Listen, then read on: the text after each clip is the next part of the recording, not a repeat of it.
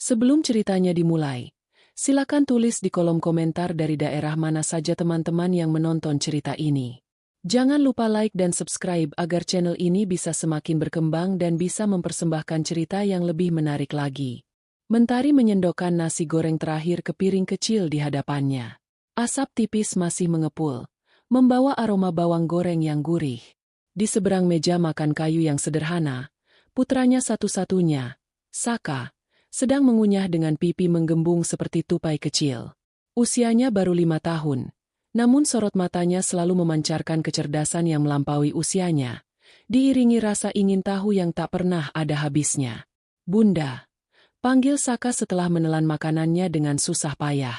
"Nasi goreng buatan Bunda paling enak di seluruh dunia." Mentari tersenyum. Senyum tulus yang selama 5 tahun ini menjadi tameng sekaligus sumber kekuatannya. Ia mengulurkan tangan, mengusap remah nasi di sudut bibir Saka. "Makan yang banyak, jagoan. Biar nanti di sekolah kuat lari-larian sama teman-teman." "Pasti," sahut Saka riang. Ia berhenti sejenak. Matanya yang bulat menatap Mentari lekat-lekat. Pertanyaan itu datang lagi. Pertanyaan yang sama yang selalu berhasil membuat sebuah retakan kecil di tameng hati Mentari. "Bunda, kalau ayah pulang, Bunda mau masakin nasi goreng juga buat ayah." Mentari membeku sesaat. Tangannya yang mengaduk teh hangat di cangkir berhenti bergerak. Ia sudah menyiapkan jawaban ini ribuan kali. Jawaban yang sama, yang terasa semakin hampa setiap kali diucapkan. "Tentu, sayang. Nanti kalau ayah pulang, Bunda masakin yang lebih banyak dan lebih enak lagi." "Asyik," seru Saka. Sama sekali tidak menyadari jeda singkat dan perubahan raut wajah ibunya. "Ayah pasti suka. Ayah kerjanya jauh sekali ya, Bun? Di mana?" "Jauh sekali," jawab Mentari pelan. Matanya menerawang keluar jendela, menatap pagi yang mulai terang di gang sempit tempat mereka tinggal. "Ayah kerja di tempat yang sangat jauh, mencari uang untuk Saka dan Bunda." Itulah kebohongan putih yang ia tanamkan dalam pikiran kecil putranya. Sebuah cerita tentang pahlawan yang pergi jauh untuk bekerja, bukan tentang seorang suami yang menghilang tanpa jejak. 5 tahun lalu, hidup Mentari adalah sebuah kanvas penuh warna. Ia dan Genta, suaminya, baru saja menempati rumah kontrakan kecil ini dengan mimpi-mimpi besar. Genta adalah pria yang hangat, penuh tawa, dan selalu bisa membuat Mentari merasa menjadi satu-satunya wanita di dunia. Aroma parfumnya yang maskulin, caranya menyisir rambut ke belakang saat sedang berpikir keras, dan tawa renyahnya saat menonton film komedi, semua detail itu terpatri begitu kuat dalam ingatan Mentari. Kabar kehamilannya disambut Genta dengan sukacita yang meluap-luap. Mentari ingat betul hari itu. Genta mengangkat tubuhnya, memutarnya di ruang tamu yang sempit sambil berteriak, "Aku akan jadi ayah. Kita akan punya jagoan kecil, sayang." Malam itu, mereka tidak tidur. Hanya duduk di beranda sambil membayangkan masa depan, memilih nama, dan meraba perut Mentari yang masih rata, tempat keajaiban mereka sedang bertumbuh. Lalu, hari itu tiba. Hari yang memudarkan semua warna di kanvas kehidupan Mentari, menyisakannya dengan gradasi abu-abu yang pekat. "Genta pamit," katanya, ada perjalanan bisnis mendadak ke Kalimantan. Sebuah proyek besar dari kantornya yang akan menjanjikan bonus besar. "Cukup untuk membeli rumah sendiri," katanya. "Aku cuma pergi 2 minggu, paling lama sebulan," ucap Genta pagi itu, sambil mengancingkan kemejanya. Ia mengecup kening Mentari lama, lalu berjongkok untuk mengecup perut Mentari yang mulai membuncit. "Jagoan ayah baik-baik ya di dalam sana. Jangan nakal, jangan buat Bunda susah. Ayah pergi cari uang buat beli mainan kamu yang banyak." Mentari memeluknya erat, merasakan firasat aneh yang coba ia tepis. "Hati-hati ya, Mas. Jangan lupa kabari aku setiap hari." "Pasti, sayang. Setiap hari, setiap jam kalau perlu," jawab Genta sambil tertawa. Itulah tawa terakhir yang Mentari dengar secara langsung. 2 minggu berlalu. Telepon dan pesan singkat yang awalnya rajin datang setiap hari, mulai berkurang. Menjadi 2 hari sekali. Lalu 3 hari sekali. Mentari mencoba mengerti. Mungkin suaminya sibuk di lokasi proyek yang sulit sinyal. Tapi saat sebulan berlalu tanpa kabar sama sekali, kepanikan mulai menjalari hatinya. Telepon Genta tidak lagi aktif. Ia menghubungi kantor Genta, dan jawaban yang ia dapatkan seakan meruntuhkan langit di atas kepalanya. Pihak kantor sama sekali tidak tahu menahu tentang proyek di Kalimantan. Tidak ada perjalanan dinas atas nama Genta Pratama. Mereka bilang, Genta sudah seminggu tidak masuk kerja sebelum hari di mana ia pamit pada Mentari, dengan alasan sakit. Dunia Mentari hancur. Ia sendirian, dengan perut yang semakin besar. Ia melapor ke polisi, mencari ke teman-teman Genta, mendatangi sanak saudaranya yang jauh. Hasilnya nihil. Genta seakan ditelan bumi, menghilang tanpa meninggalkan jejak apapun kecuali luka menganga di hati istrinya. Hari-hari setelahnya adalah kabut tebal berisi air mata, ketakutan, dan pertanyaan tanpa jawaban. Ia harus kuat, demi janin yang ia kandung, demi darah daging Genta yang tumbuh di rahimnya. Ia bekerja serabutan, menerima jahitan, membuat kue pesanan, apa saja yang bisa menghasilkan uang. Saat Saka lahir, tangis bayi mungil itu menjadi cambuk yang memaksanya untuk bangkit dan berhenti meratapi nasib. Lamunan Mentari buyar saat Saka menarik-narik ujung bajunya. "Bunda, ayo, nanti Saka telat." Iya, sayang." Mentari tergagap, segera bangkit dan mengambil tas sekolah Saka. Ia mengantar putranya sampai ke gerbang sekolah dasar Islam terpadu di ujung gang, mencium pipinya, dan berpesan agar tidak nakal. Setelah memastikan Saka masuk dengan aman, ia kembali ke rumah. Kesunyian rumah selalu terasa lebih menusuk setelah Saka pergi. Mentari menghidupkan laptop tuanya, mulai mengerjakan pesanan desain logo dari seorang klien. Jari-jarinya menari di atas papan ketik. Namun pikirannya melayang. Apakah Genta masih hidup? Apakah ia baik-baik saja? Ataukah sesuatu yang buruk telah menimpanya? Kadang, di malam-malam yang paling sunyi, Mentari berharap lebih baik Genta telah tiada. Karena pikiran bahwa Genta sengaja meninggalkannya terasa jauh lebih menyakitkan daripada kematian itu sendiri. Siang itu, saat ia sedang khusyuk menatap layar, suara ketukan di pintu membuatnya terkejut. Ia bergegas membuka pintu dan mendapati Citra, sahabatnya sejak SMA, berdiri di sana dengan senyum lebar yang menular. "Citra, tumben siang-siang ke sini? Nggak kerja?" Sapa Mentari, mencoba terdengar ceria. "Sengaja bolos.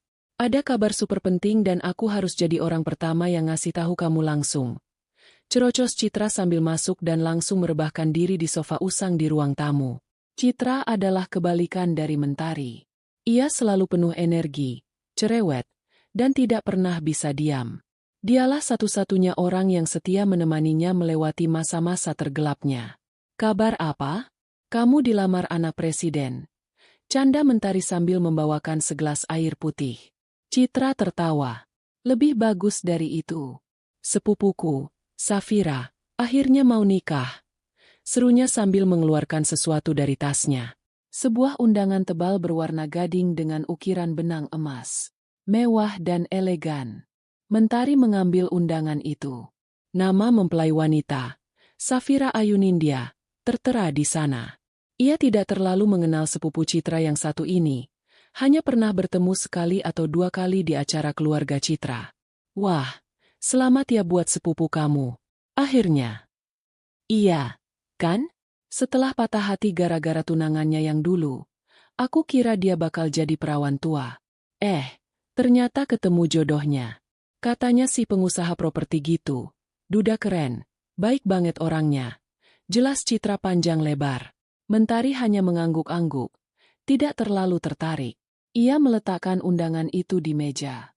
"Dan," lanjut Citra dengan nada penuh penekanan, "kamu, Mentari Ayu Dewi, harus datang. Titik. Tidak ada penolakan." Mentari langsung menggeleng. Kamu tahu sendiri kan aku nggak pernah datang ke acara-acara kayak gitu, Cit. Lagi pula, aku nggak kenal dekat sama Safira." Wajah Citra langsung cemberut. "Men, ayolah. Ini bukan cuma soal Safira. Ini soal kamu. Sudah 5 tahun. Men, 5 tahun kamu mengurung diri. Kamu kerja dari rumah, nganter Saka sekolah, pulang, Terus begitu setiap hari. Kapan terakhir kali kamu dandan cantik? Kapan terakhir kali kamu ketemu banyak orang? Aku ini sahabatmu. Aku khawatir. Nasihat itu sudah sering Mentari dengar. Ia tahu Citra benar. Tapi membayangkan dirinya berada di tengah keramaian pesta pernikahan, melihat pasangan bahagia di pelaminan, rasanya seperti menyiram luka dengan air garam. Itu adalah pengingat akan kebahagiaan yang pernah ia miliki dan direnggut paksa darinya. Aku nggak punya baju yang pantas, Cit. Dalih Mentari, mencari alasan lain. Soal baju gampang. Kita bongkar lemari kamu. Atau pakai bajuku juga boleh. Soal Saka, bisa dititip di rumah ibuku. Ibuku kan senang banget kalau dititipin Saka. Sergah Citra, tidak mau kalah. Aku mohon, men. Sekali ini saja. Temani aku. Aku jadi panitia keluarga. Gak enak kalau datang sendirian. Ya. Mentari menatap wajah sahabatnya yang penuh harap. Ia merasa tidak enak hati. Selama ini, Citra tidak pernah memintanya melakukan apapun, hanya selalu memberi dukungan tanpa syarat. Mungkin memang sudah saatnya ia mencoba. Mencoba keluar dari sangkar kenangan yang ia bangun sendiri. Mungkin dengan melihat kebahagiaan orang lain, ia bisa ikut merasakan setitik kehangatan. Dengan sebuah helaan napas panjang, Mentari akhirnya mengangguk pelan. Baiklah, aku ikut. Wajah Citra langsung bersinar seperti matahari. Ia memeluk Mentari erat-erat. Nah, gitu dong. Awas ya kalau batal. Sabtu malam, jam 7. Aku jemput kamu. Dandan yang paling cantik. Siapa tahu ketemu jodoh di sana. Mentari hanya tersenyum tipis mendengar celotehan terakhir sahabatnya. Jodoh. Kata itu terasa begitu asing dan jauh. Baginya, hatinya telah lama tertutup, terkunci rapat. Dan kuncinya telah dibawa pergi oleh seorang pria bernama Genta Pratama, 5 tahun yang lalu. Ia mengambil kembali undangan itu, matanya tanpa sengaja membaca nama mempelai pria yang akan bersanding dengan Safira. Namanya terdengar asing dan sedikit rumit di lidahnya. Ia tidak terlalu memikirkannya, hanya memasukkan kembali undangan itu ke dalam amplopnya. Sama sekali tidak menyadari bahwa secari kertas itu bukanlah undangan menuju sebuah pesta, melainkan undangan menuju terbukanya kembali luka lama yang paling menyakitkan. Sabtu malam datang lebih cepat dari yang Mentari duga. Sejak sore, Citra sudah sibuk di rumahnya, membongkar lemari pakaian Mentari dengan semangat. 45. Ia mengeluarkan sebuah gaun terusan berwarna biru tua yang sudah lama sekali tidak Mentari sentuh. Gaun itu ia beli bersama Genta untuk menghadiri pernikahan seorang teman kantor, beberapa minggu sebelum Genta menghilang. Kenangan itu menyergapnya sejenak. Namun suara cerewet Citra memaksanya kembali ke masa kini.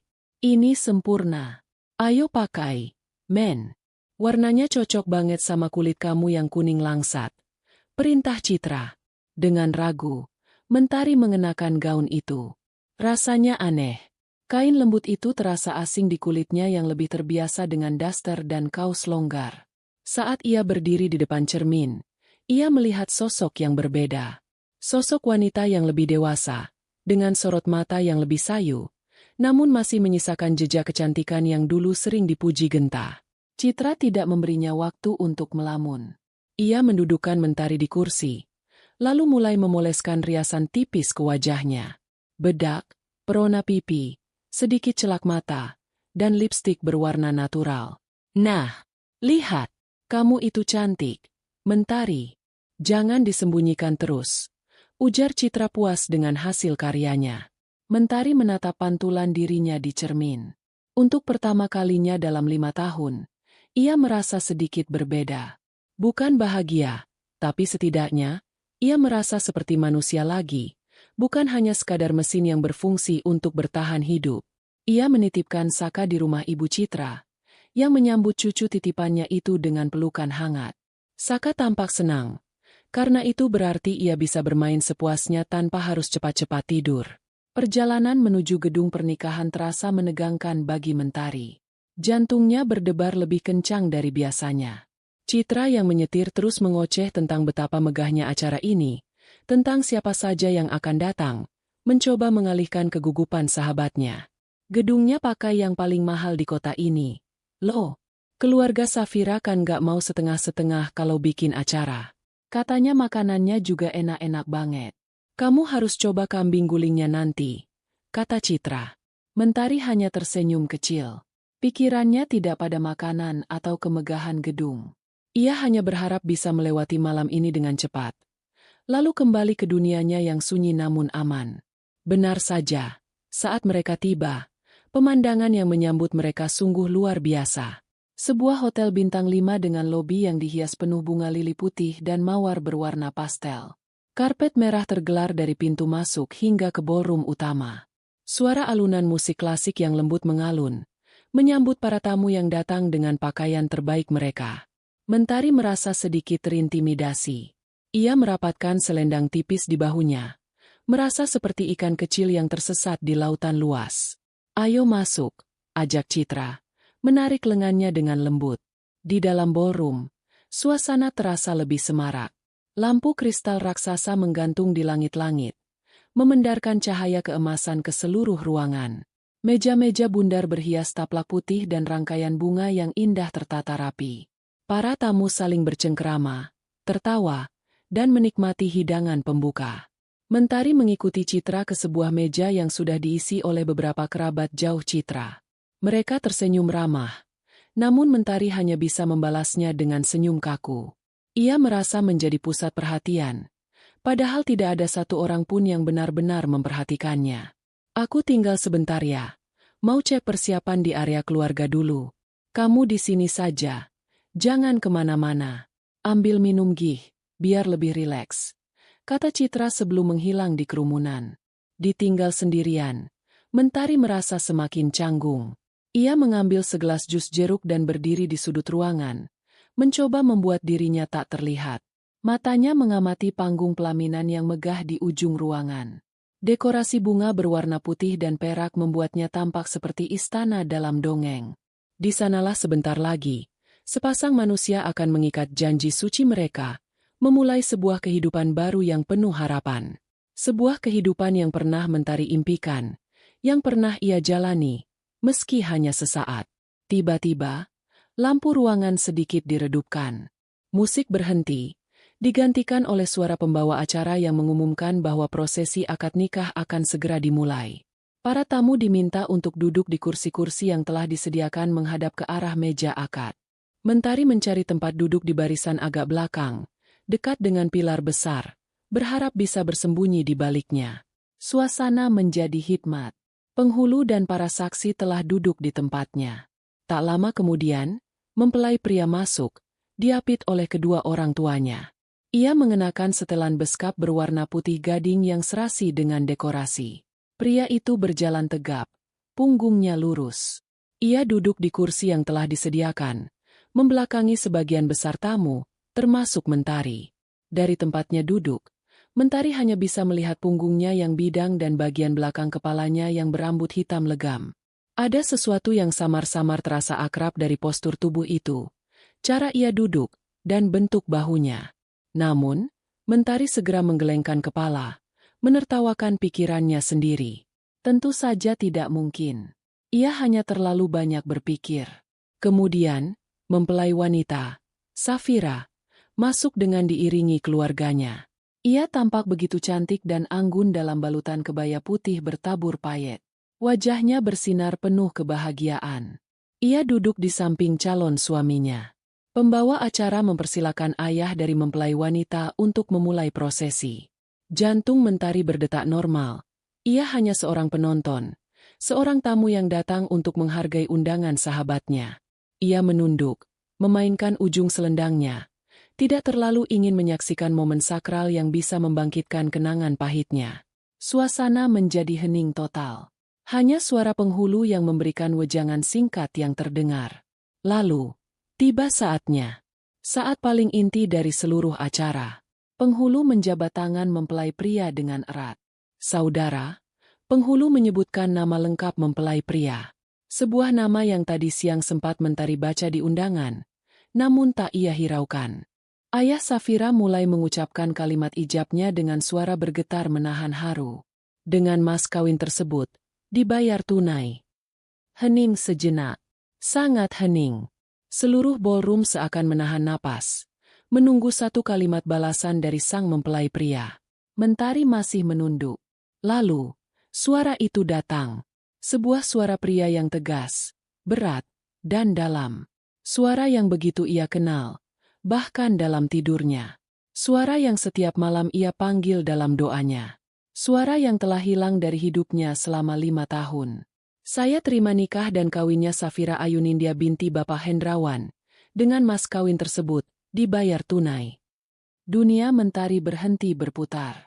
Tubuhnya membeku. Sendok di tangannya jatuh ke lantai pualam, menimbulkan bunyi denting kecil yang tak terdengar oleh siapapun kecuali dirinya sendiri. Ia mengangkat kepalanya perlahan, tidak percaya dengan apa yang baru saja telinganya dengar. Tidak mungkin. Itu pasti hanya imajinasinya. Rindunya yang sudah menumpuk selama bertahun-tahun pasti sedang mempermainkannya. Namun, suara itu terlalu nyata. Intonasinya, caranya memberi jeda sebelum kata, tunai. Semuanya adalah milik Genta. Milik suaminya. Para saksi dan tamu serentak berteriak. Sah! Gema kata, sah. Itu terdengar seperti ledakan bom di telinga Mentari. Udara di paru-parunya seakan tersedot habis. Pandangannya mengabur. Tepat pada saat itu, seolah menjawab keraguan di benaknya, mempelai pria itu berbalik. Ia menoleh ke arah istrinya yang baru saja sah, Safira, dan memberikannya sebuah senyuman. Senyuman terhangat yang pernah Mentari kenal. Senyuman yang dulu hanya diperuntukkan baginya. Dan wajah itu. Wajah yang setiap detailnya ia hafal di luar kepala. Rahangnya yang tegas, hidungnya yang mancung, dan tahi lalat kecil di atas bibir kanannya. Tidak salah lagi. Itu Genta Pratama. Suaminya. Ayah dari Saka. Pria yang ia kira hilang. Pria yang ia doakan siang dan malam keselamatannya. Pria yang ia tangisi setiap malam. Kini duduk di sana, di pelaminan megah, menikahi wanita lain, memulai hidup baru di atas reruntuhan hidup Mentari. Napas Mentari tercekat di tenggorokan. Rasa dingin yang menusuk menjalari seluruh tubuhnya, dimulai dari ujung kaki hingga ke ubun-ubun. Semua kekuatan yang selama ini ia kumpulkan, semua tameng yang ia bangun, hancur berkeping-keping dalam 1 detik. Yang tersisa hanyalah kehampaan yang begitu pekat dan rasa sakit yang tak terperikan. Waktu seakan berjalan lambat, meregang hingga nyaris putus. Di depan sana, di atas panggung yang bermandikan cahaya, Mentari melihat Genta memasangkan cincin ke jari manis Safira. Ia melihat Genta mengecup kening istri barunya dengan lembut. Sebuah gestur yang dulu selalu berhasil meluluhkan hati Mentari. Tepuk tangan meriah dari para tamu terdengar seperti gemuruh ombak yang siap menenggelamkannya. Setiap pasang tangan yang bertepuk adalah palu yang menghantam paku ke peti mati hatinya. Ia tidak bisa bernapas. Udara di dalam ballroom yang sejuk mendadak terasa panas dan menyesakan. Seolah seluruh oksigen telah dihisap keluar dari ruangan. Kepalanya pusing, dan pandangannya mulai berputar. Sosok Genta dan Safira yang tersenyum bahagia di pelaminan tampak berbayang, tumpang tindih dengan kenangan pernikahannya sendiri di sebuah aula kecil yang sederhana 5 tahun lalu. Senyum yang sama, tatapan yang sama, janji yang sama. Semua ternyata hanyalah kebohongan. Sebuah dorongan primitif untuk melarikan diri mengambil alih seluruh kesadarannya. Ia harus keluar dari sini. Sekarang juga. Ia tidak peduli lagi pada citra, pada sopan santun, pada tatapan orang-orang. Ia bangkit dari kursinya dengan gerakan kaku. Kakinya terasa seperti jeli, gemetar hebat hingga ia nyaris terjatuh. Ia berpegangan pada sandaran kursi untuk menyeimbangkan diri. "Men, kamu mau kemana?" Sebuah suara di sebelahnya bertanya. Salah seorang kerabat Citra yang duduk satu meja dengannya. Mentari tidak menjawab. Ia bahkan tidak menoleh. Dengan pandangan lurus ke depan, tertuju pada pintu keluar di seberang ruangan, ia mulai berjalan. Langkahnya cepat dan tidak teratur. Ia menabrak punggung seorang tamu, yang menoleh dengan kesal. Ia menggumamkan kata maaf yang tak terdengar. Ia terus berjalan, membelah kerumunan orang yang sedang menikmati hidangan dan bercengkerama. Ia merasa seperti hantu yang berjalan di antara orang-orang yang hidup. Mereka semua tertawa, sementara di dalam dirinya, Sesuatu sedang sekarat. Setiap detail di sekitarnya terasa menyiksanya. Aroma parfum para tamu, denting sendok dan garpu, alunan musik yang kembali mengalun merdu. Semuanya terasa seperti duri yang menusuk gendang telinganya. Ia mempercepat langkahnya, nyaris berlari. Ia menabrak seorang pramusaji yang sedang membawa nampan berisi gelas-gelas kosong. Suara gelas pecah beradu dengan lantai marmer terdengar nyaring, membuat beberapa kepala menoleh ke arahnya. Tapi Mentari tidak peduli. Ia terus berlari, mendorong pintu ballroom yang berat itu hingga terbuka, dan akhirnya, ia berada di luar. Ia tidak berhenti. Ia berlari melewati lobi hotel yang ramai, tidak menghiraukan tatapan aneh dari para staf dan tamu hotel. Tujuannya hanya satu, udara segar. Ia butuh udara untuk mengisi paru-parunya yang terasa terbakar. Ia mendorong pintu kaca utama dan akhirnya tiba di pelataran hotel. Angin malam yang sejuk menerpa wajahnya, namun tidak mampu mendinginkan api yang membakar di dalam dadanya. Ia terus berjalan tanpa arah, menjauhi keramaian, hingga menemukan sebuah taman kecil yang remang-remang di samping area parkir. Taman itu sepi, hanya diterangi beberapa lampu taman yang redup dan suara gemericik air dari sebuah air mancur kecil di tengahnya. Di sanalah, di sudut taman yang paling gelap, di balik sebuah semak bunga bougainville, kekuatan Mentari habis. Kedua lututnya lemas dan ia jatuh terduduk di atas rumput yang lembab. Dan tangis itu pun pecah. Bukan tangisan pelan yang tertahan, melainkan sebuah raungan putus asa yang keluar dari lubuk hatinya yang paling dalam. Isak tangisnya begitu hebat hingga seluruh tubuhnya terguncang. Ia memukul-mukul dadanya, berharap bisa mengurangi rasa sesak yang menghimpitnya, tapi sia-sia. Air mata yang selama 5 tahun ini seringkali ia tahan, kini mengalir deras tanpa bisa dibendung. Air mata rindu yang berubah menjadi air mata benci. Air mata harapan yang berubah menjadi air mata keputusasaan. 5 tahun ia menunggu. 5 tahun ia menjaga hati. 5 tahun ia membesarkan anak mereka sendirian, sambil terus meyakinkan dirinya sendiri dan putranya bahwa ayah mereka adalah pahlawan yang akan segera pulang.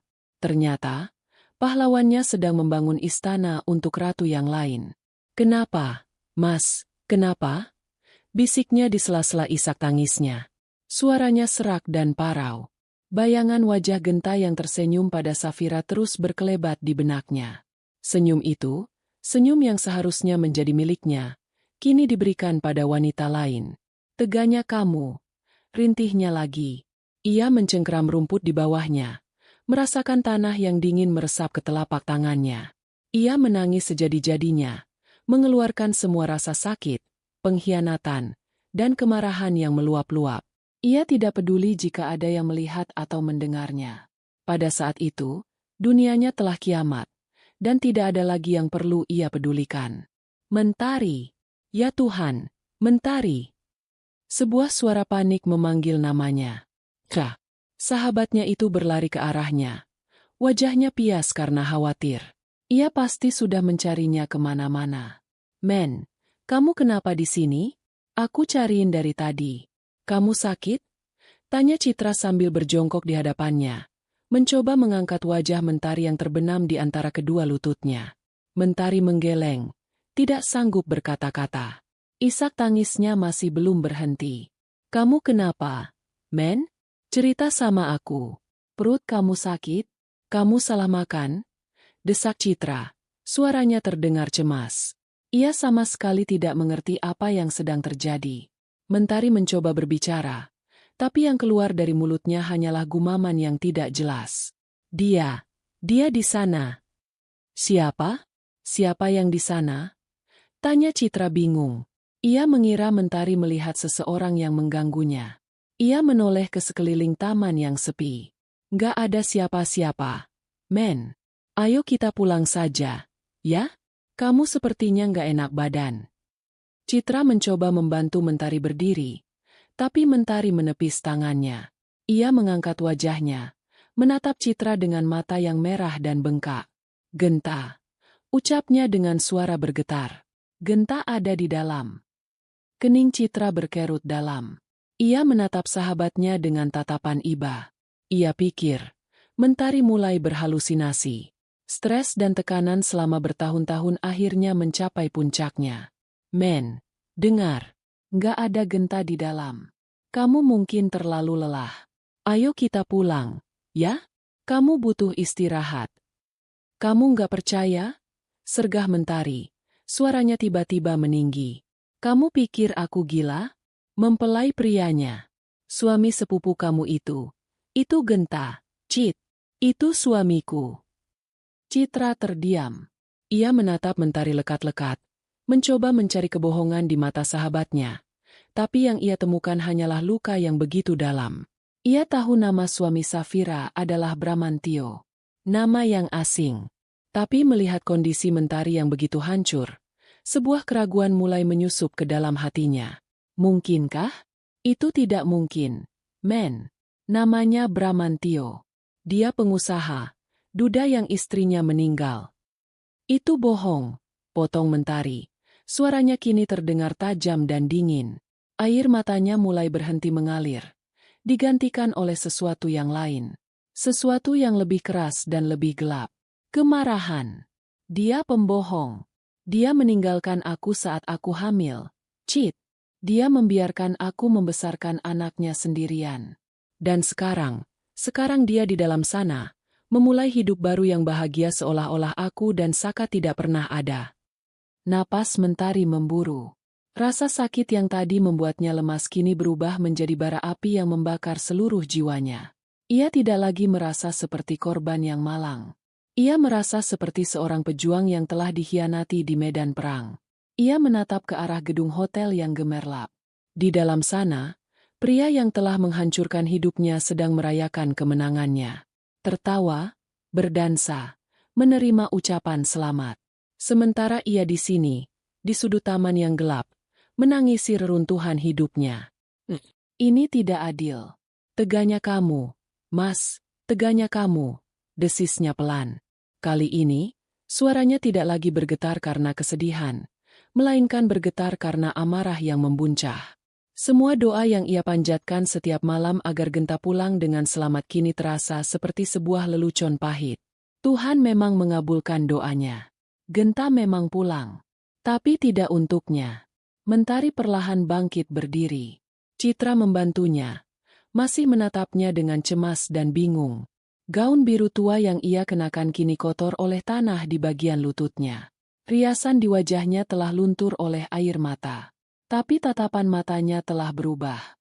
Sorot mata yang tadinya sayu dan penuh kesedihan, kini berubah menjadi tajam dan dingin menusuk. Ia mengepalkan tangannya erat-erat. Kukunya menancap di telapak tangannya. Rasa sakit fisik itu seolah menjadi pengingat akan rasa sakit di hatinya. Aku mendoakanmu siang dan malam. Ternyata kamu mau menikah lagi, bisiknya pada angin malam. Kalimat itu bukan lagi sebuah keluhan, melainkan sebuah dakwaan. Alasan kamu tak pulang, ternyata ini. Ia menarik napas dalam-dalam, mencoba mengendalikan getaran di tubuhnya. Gemetar itu bukan lagi karena syok, melainkan karena gelombang amarah yang begitu dahsyat. Sebuah janji, sebuah sumpah, terbentuk di dalam hatinya yang terluka. Ia tidak akan membiarkan pria itu bahagia. Ia tidak akan membiarkan kebohongan ini menang. Genta telah memilih untuk berperang, dan sekarang, ia akan memberikannya perang. Kubalas kau, Mas. Desisnya dengan suara rendah yang penuh penekanan. Akan kubalas semua ini. Perjalanan pulang terasa begitu panjang dan sunyi. Citra yang biasanya tidak bisa berhenti bicara, kini hanya diam 1000 bahasa. Ia melirik Mentari beberapa kali dari sudut matanya. Tidak tahu harus berkata apa. Ia masih separuh tidak percaya dengan apa yang didengarnya. Namun melihat kehancuran di wajah sahabatnya, ia tidak berani membantah. Ia hanya menjalankan mobilnya dengan pelan, membelah jalanan kota yang mulai lengang. Mentari sendiri hanya diam membisu. Pandangannya kosong, menatap lampu-lampu jalan yang berkelebat di luar jendela mobil. Tapi di dalam kepalanya, terjadi badai yang luar biasa. Adegan di ballroom tadi terus berputar ulang seperti sebuah film rusak. Wajah Genta saat mengucapkan ijab kabul. Senyumnya pada Safira. Tepuk tangan para tamu. Semuanya terpatri begitu jelas. Sejelas luka bakar di kulit. Sesampainya di depan gang rumahnya, Citra menghentikan mobil. Saka, biar menginap di rumah ibuku saja malam ini, ya? Kamu butuh waktu sendiri untuk tenang, katanya dengan suara lembut. Mentari hanya mengangguk, tidak sanggup mengucapkan terima kasih. Ia keluar dari mobil dan berjalan masuk ke dalam gang dengan langkah gontai. Citra menunggu di dalam mobilnya sampai Mentari masuk ke dalam rumah dan menyalakan lampu. Baru kemudian ia pergi.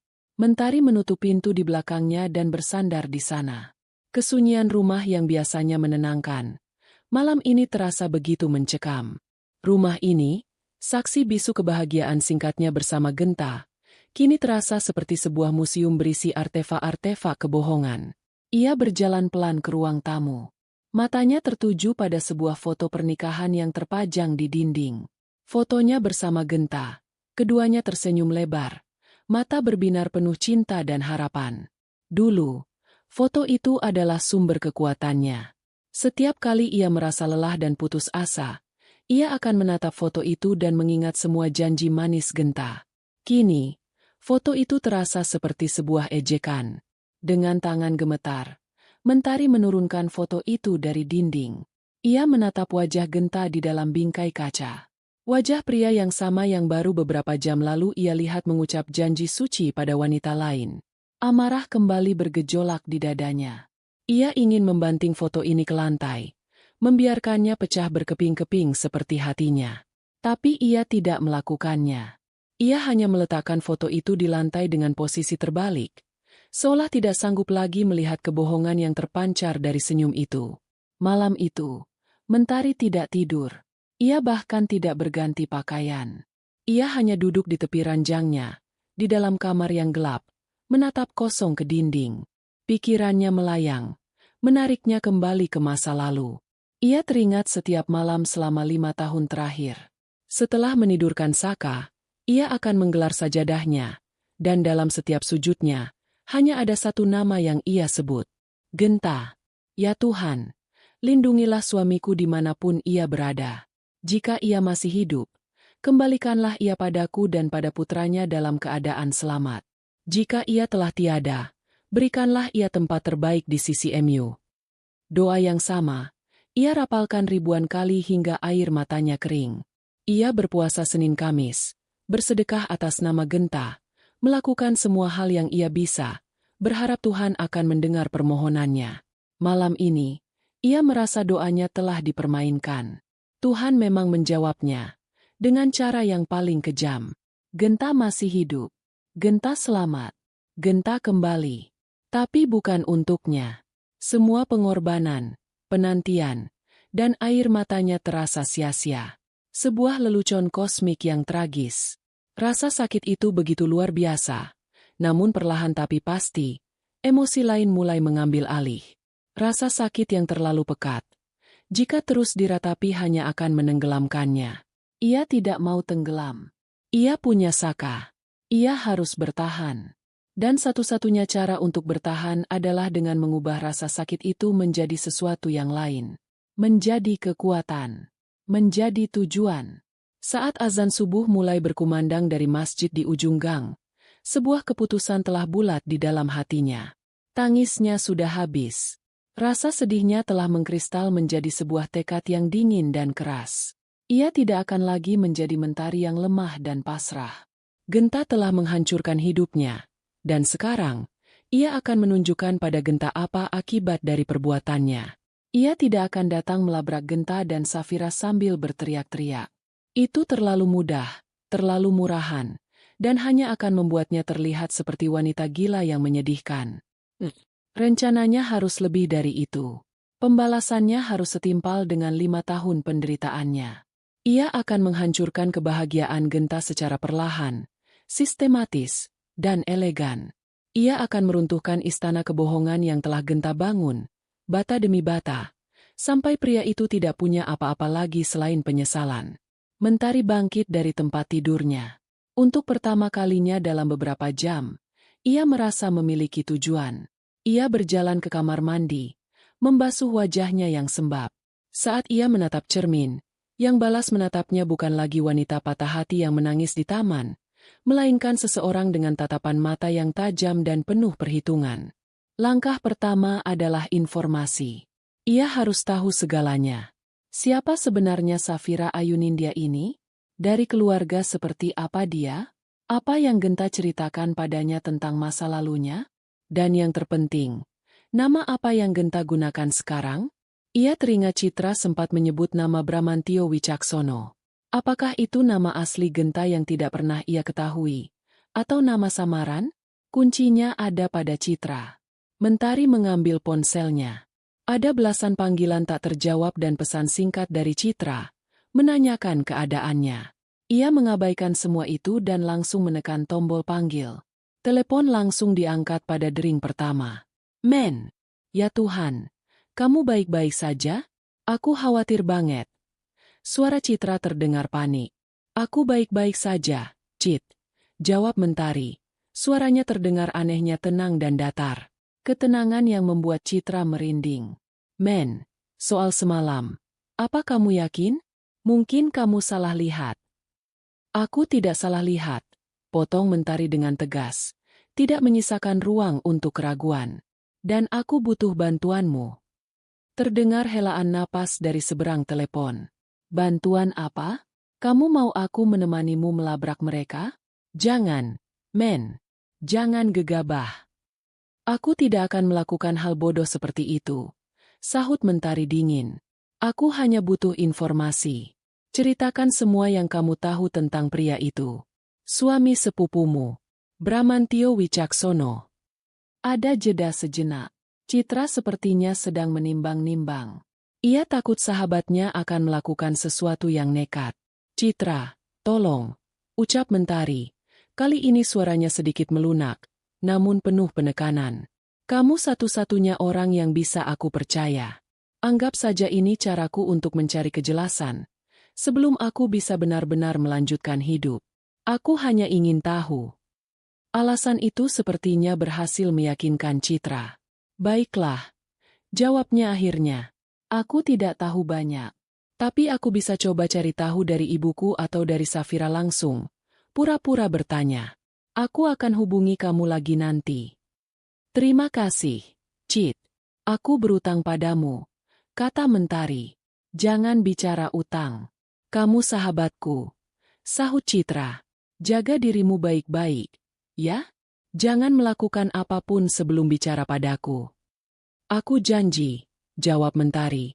Sebuah kebohongan kecil pertamanya dalam menjalankan rencana ini. Setelah menutup telepon, Mentari merasa secercah energi baru mengalir di tubuhnya. Ia membuka laptopnya. Jarinya menari di atas papan ketik, memasukkan nama Safira Ayunindya dan Bramantio Wicaksono di mesin pencari. Perburuan telah dimulai. Ia akan menjadi detektif dalam kisah tragisnya sendiri. Mengumpulkan setiap potongan teka-teki, sebelum akhirnya ia datang untuk menagih semua hutang masa lalu yang belum terbayar. Pagi harinya, Mentari mengantar Saka ke sekolah seperti biasa. Ia memeluk putranya sedikit lebih lama dari biasanya di depan gerbang, menghirup aroma sampo bayi dari rambutnya. Saka adalah alasannya. Saka adalah pusat dunianya yang porak-poranda. Melihat tawa riang putranya saat berlari menghampiri teman-temannya, tekad Mentari menjadi sekeras baja. Ia tidak akan membiarkan masa depan anak ini dirusak oleh kebohongan ayahnya. Setelah kembali ke rumah, ia tidak langsung menyalakan laptop untuk bekerja. Ia membuat secangkir kopi hitam pekat, duduk di meja makannya, dan menunggu. Menunggu telepon dari Citra. Kegelisahan menjalari dirinya, bukan karena takut atau ragu, melainkan karena tidak sabar. Ia seperti seorang pemburu yang telah menemukan jejak mangsanya dan kini menunggu waktu yang tepat untuk bergerak. Ponselnya berdering sekitar pukul 10 pagi. Nama Citra tertera di layar. Mentari menarik napas dalam-dalam sebelum menjawabnya. Cit, sapanya. Suaranya tenang. Men, aku dapat infonya. Suara Citra di seberang terdengar pelan dan hati-hati, seolah takut salah bicara. Aku tadi pagi telepon ibuku. Pura-pura tanya soal suami Safira. Katanya, namanya memang Bramantio Wicaksono. Panggilannya Bram. Mentari mencengkeram cangkir kopinya. Bram. Nama yang begitu asing. Lalu, desak Mentari. Dia bukan dari kota ini. Katanya pindah ke sini sekitar 3 atau 4 tahun yang lalu. Dia bilang ke keluarga Safira kalau dia itu seorang duda. Citra berhenti sejenak. Terdengar ragu untuk melanjutkan. Duda? Ulang Mentari. Sebuah tawa getir nyaris lolos dari bibirnya. Lalu, di mana istrinya? Itu dia. Suara Citra semakin pelan. Menurut ceritanya, istrinya meninggal dunia dalam sebuah kecelakaan mobil, sekitar 5 tahun yang lalu. Katanya, istrinya sedang hamil tua waktu itu. Kecelakaan itu membuatnya sangat terpukul, makanya dia pindah kota, untuk memulai hidup baru dan mencoba melupakan kenangan pahit itu. Mentari membeku. Cangkir kopi di tangannya bergetar. Kebohongan itu, begitu detail, begitu kejam. Genta tidak hanya menghapusnya dari kehidupannya, ia bahkan telah membunuhnya dalam cerita barunya. Ia menggunakan tragedi versinya sendiri untuk membangun simpati, untuk memuluskan jalannya masuk ke dalam keluarga Safira. Rasa mual naik ke kerongkongannya. Pria macam apa yang bisa mengarang cerita kematian istri dan calon anaknya sendiri demi kepentingan pribadinya? Men, kamu masih di sana? Suara Citra terdengar khawatir. Mentari tersadar dari keterkejutannya. Rasa mual itu berubah menjadi amarah yang dingin. Ya, aku masih di sini. Apa lagi yang kamu tahu? Hanya itu. Oh, dia kerja di perusahaan properti besar. Namanya Nusantara Propertindo. Jabatannya manajer proyek. Makanya keluarga Safira suka sekali padanya. Mapan, sopan, dan punya masa lalu yang membuat orang iba. Jelas Citra. Informasi itu lebih dari cukup. Terima kasih banyak, Cit. Kamu sangat membantuku. Kata Mentari tulus. Sama-sama, men. Tapi aku mohon, jangan lakukan apapun yang gegabah, ya? Pikirkan Saka. Aku selalu memikirkan Saka, jawab Mentari. Dan justru karena Saka, ia harus melakukan ini. Setelah menutup telepon, Mentari langsung membuka laptopnya. Jarinya yang tadi gemetar kini terasa mantap. Ia mengetikkan nama, Safira Ayunindya, di kolom pencarian sebuah platform media sosial populer. Akun sepupu Citra itu tidak dikunci. Sebuah kesalahan fatal bagi mereka. Sebuah keuntungan besar bagi Mentari. Ia mulai menggulir. Halaman itu adalah etalase kebahagiaan yang sempurna. Foto-foto liburan ke luar negeri, makan malam di restoran mewah, kumpul keluarga yang hangat. Mentari menggulir terus ke bawah, melewati waktu, mencari titik di mana nama atau wajah Bramantio pertama kali muncul. Ia menemukannya. Sebuah unggahan foto sekitar 2 tahun yang lalu. Foto Safira yang sedang tersenyum malu-malu di sebuah kafe, dengan keterangan, "Terima kasih sudah membuatku bisa tertawa lagi." Tidak ada wajah Genta di sana, tapi komentar-komentar dari teman-teman Safira sudah cukup menjadi petunjuk. Wah, siapa nih yang bikin bahagia? Atau, kenalin dong, Fir. Mentari terus menggulir. Beberapa minggu kemudian, foto pertama Genta muncul. Hanya tampak dari samping, sedang menatap matahari terbenam di pantai. Safira menulis, "Seseorang yang berhasil mencuri hatiku." Hati Mentari terasa seperti diremas. Pria yang sama yang dulu pernah mengatakan bahwa Mentari adalah satu-satunya pemilik hatinya. Semakin ia menggulir ke bawah, semakin banyak foto Genta yang muncul, dan semakin jelas pula kehidupannya yang baru. Foto saat Genta memberikan kejutan ulang tahun untuk Safira, lengkap dengan kue dan puluhan balon. Foto saat mereka berlibur ke Bali, Genta menggendong Safira di punggungnya di tepi pantai. Keduanya tertawa lepas. Foto saat acara lamaran resmi, Genta berdiri gagah di antara keluarga besar Safira, tampak begitu diterima dan dihormati. Ia melihat Genta bermain golf dengan ayah Safira, makan malam akrab dengan ibu Safira, menggendong keponakan Safira dengan luwes. Ia tampak bahagia. Benar-benar bahagia. Tidak ada jejak rasa bersalah di wajahnya. Tidak ada bayang-bayang masa lalu. Seolah-olah ia memang terlahir untuk menjadi Bramantio Wicaksono, seorang duda mapan yang akhirnya menemukan kebahagiaan keduanya. Setiap foto adalah tusukan baru bagi Mentari. Ia memaksa dirinya untuk terus melihat, untuk menyerap setiap detail, untuk membiarkan rasa sakit itu mengasah tekadnya hingga setajam silet. Ia harus melihat ini semua, untuk mengingatkan dirinya sendiri betapa besar pengkhianatan yang telah ia terima. Setelah puas dengan akun Safira, ia beralih ke situs jejaring profesional.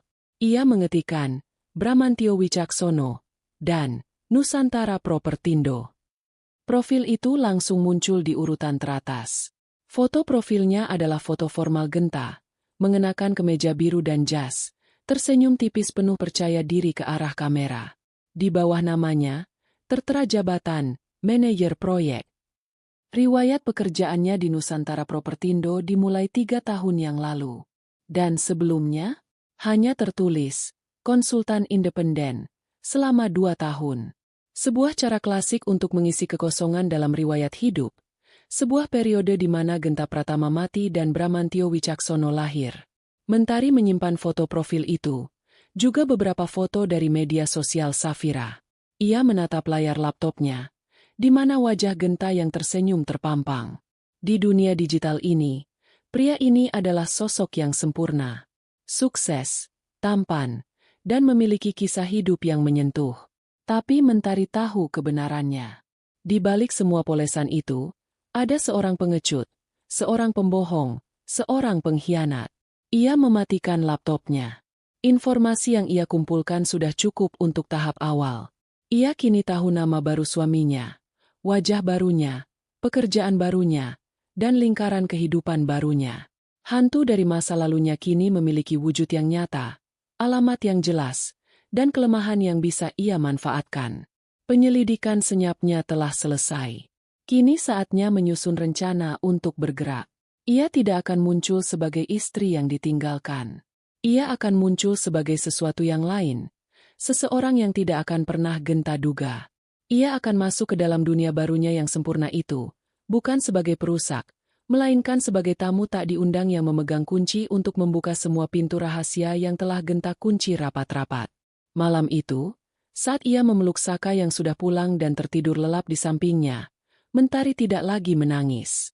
Matanya terbuka lebar di dalam kegelapan. Otaknya bekerja menyusun strategi. Perang ini tidak akan dimenangkan dengan air mata, melainkan dengan kecerdasan dan kesabaran. Dan ia punya keduanya.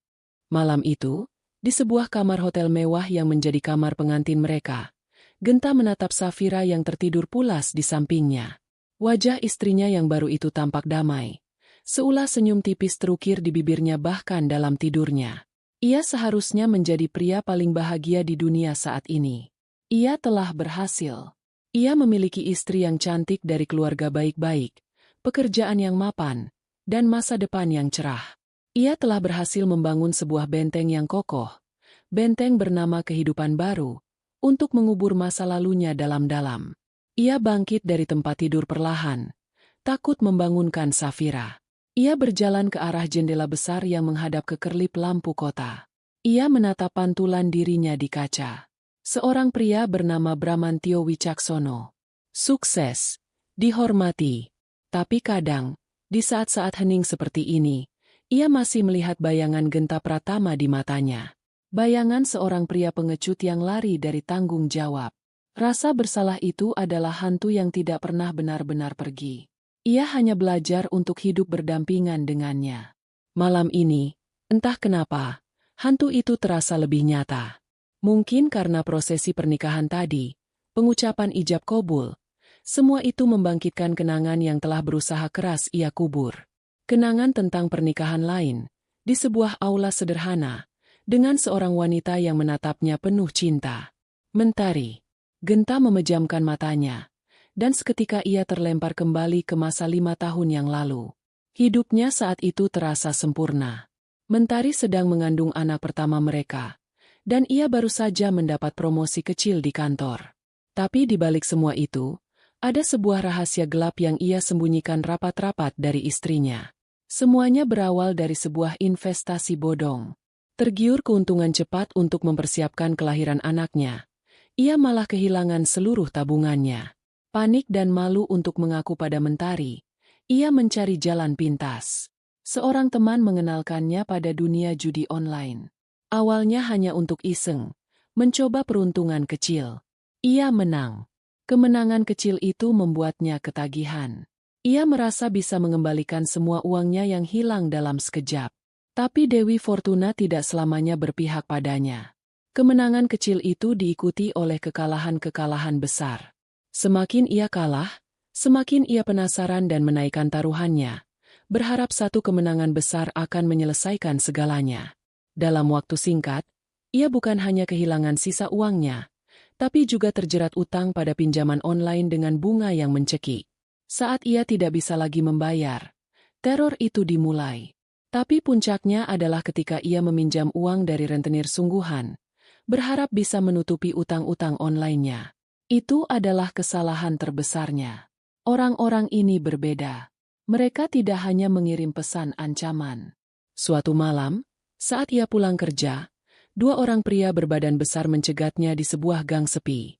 Tanpa banyak bicara, mereka menghajarnya hingga babak belur. "Ini cuma peringatan pertama," kata salah satu dari mereka, sambil mencengkeram kerah kemeja genta yang sudah robek. Napasnya berbau alkohol. "Kami tahu kamu punya istri yang lagi hamil. Cantik istrimu itu." Jantung genta serasa berhenti berdetak. "Bayar utangmu dalam seminggu. Kalau tidak, mungkin kami akan berkunjung ke rumahmu, menagih langsung pada istrimu. Siapa tahu dia bisa bayar dengan cara lain," lanjut pria itu sambil tertawa beringas. Ancaman itu menghantam genta lebih keras daripada pukulan apapun. Mereka tahu tentang Mentari. Mereka mengancam akan menyakiti wanita yang paling ia cintai dan calon anaknya. Malam itu, ia pulang dengan wajah lebam yang ia tutupi dengan alasan jatuh dari motor. Melihat Mentari yang dengan cemas mengobati lukanya, rasa takut dan putus asa yang luar biasa melumpuhkan genta. Ia tidak bisa melihat jalan keluar. Melapor ke polisi? Orang-orang itu punya koneksi, dan mereka akan tahu. Mereka akan semakin marah dan nekat. Meminta bantuan keluarga? Ia terlalu malu untuk mengakui kebodohannya. Selama seminggu itu, ia hidup dalam neraka. Setiap dering telepon membuatnya melompat. Setiap motor yang berhenti di depan rumahnya membuatnya panik. Di tengah keputusasaannya, sebuah ide gila dan pengecut muncul di benaknya.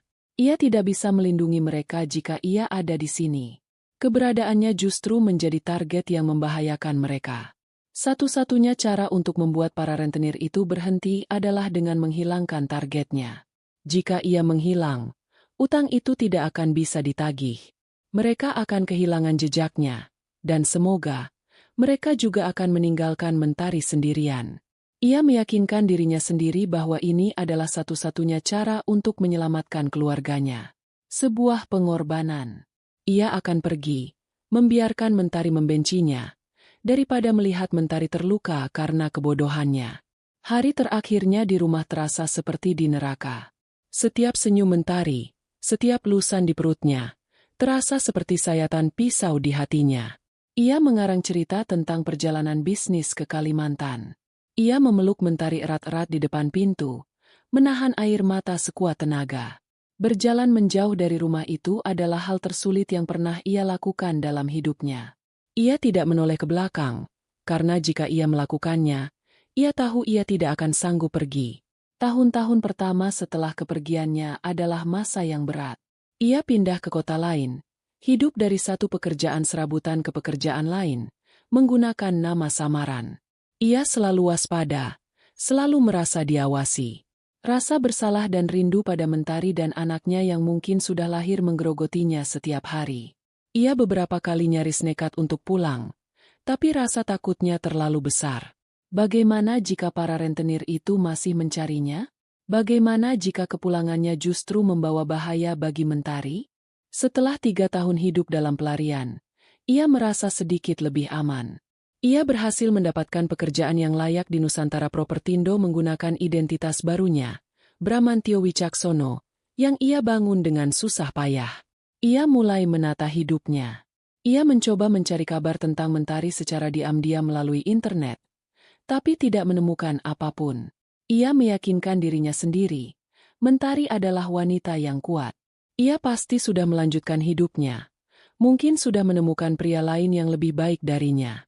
Pikiran itu menyakitkan, tapi juga memberinya semacam pembenaran untuk melakukan hal yang sama. Lalu ia bertemu Safira, seorang arsitek di salah satu proyek yang ia tangani. Safira baik, lembut, dan berasal dari keluarga terpandang. Bersamanya, Genta merasakan kembali apa artinya hidup normal. Kehidupan tanpa rasa takut. Ia mengarang cerita tentang duda yang ditinggal mati istrinya. Sebuah cerita tragis yang membuat Safira dan keluarganya menaruh simpati yang dalam padanya. Kebohongan itu terasa mudah diucapkan pada awalnya. Namun seiring berjalannya waktu, kebohongan itu menjadi kenyataan yang harus ia jalani setiap hari. Genta menghela napas. Bayangannya di kaca jendela tampak lelah. Ia telah berhasil mendapatkan kehidupan yang ia inginkan. Sebuah kehidupan yang aman dan nyaman. Ia mencintai Safira dengan caranya sendiri. Tapi cinta itu berbeda. Cinta itu adalah jangkar yang menenangkannya di masa kini, bukan api yang membakarnya seperti cintanya pada mentari di masa lalu. Ia mendorong semua kenangan itu kembali ke sudut tergelap pikirannya. Genta Pratama sudah mati. Ia sekarang adalah Bramantio Wicaksono, suami dari Safira Ayu Nindya. Ia memiliki kehidupan baru yang harus ia lindungi, dengan cara apapun. Ia berbalik dari jendela, menatap kembali istrinya yang tertidur. Ia akan menjadi suami yang baik untuknya. Ia akan menebus semua kesalahannya di masa lalu dengan menjadi pria yang sempurna di masa kini. Ia tidak akan membiarkan apapun atau siapapun dari masa lalunya datang dan menghancurkan benteng yang telah ia bangun dengan susah payah ini. Ia tidak tahu bahwa di belahan kota yang lain, seseorang dari masa lalunya itu justru sedang merancang sebuah rencana untuk meruntuhkan bentengnya hingga ke fondasinya. Beberapa hari setelah percakapannya dengan Citra, Mentari telah berubah. Kesedihan dan amarah yang meledak-ledak kini telah ia tempa menjadi sebuah pedang yang dingin dan tajam, sebuah rencana.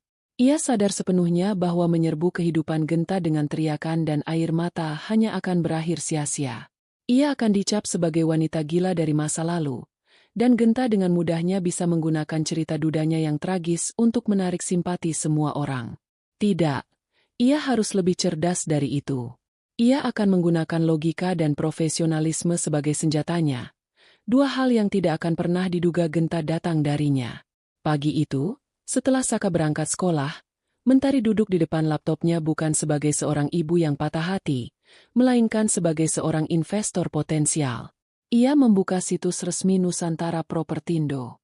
Matanya dengan cepat memindai halaman proyek-proyek yang sedang berjalan. Ia menemukannya dengan mudah. Sebuah klaster perumahan mewah baru di pinggir kota bernama Gria Kencana.